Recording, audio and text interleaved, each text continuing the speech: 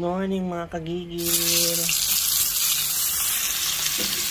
Dito lang po tayong hotdog para sa almusal natin. Gawa tayo ng ating aalmusalin this morning. Yan.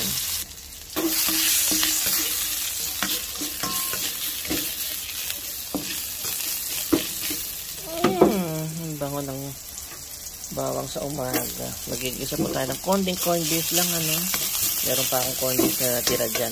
Gigisa ko na rin para isama natin sa ating almusal. Ayan.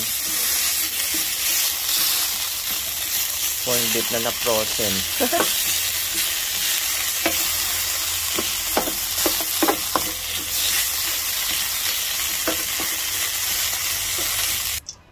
Tapos, magprito po tayo ng chicken nuggets para sa aking pamangkin. Ayan. Isa kasi ayaw ng hotdog. Gusto nyo chicken nuggets kaya ayan. Ayan na po mga kagigil.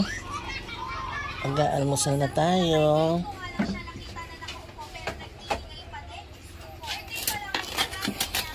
Walang pasok ang aking pamangkin ngayon at Immaculate Conception.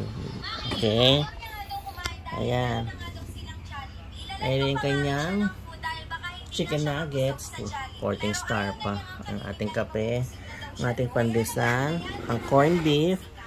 Ang hotdog. May cheese tsaka peanut butter. Yung isang hotdog na payat hindi sa amin yan. Para dun sa pusa niya. Ayaw kasi kumain ng ibang pagkain na arte-arte. Say good morning mga kagigil. Good morning mga kagigil.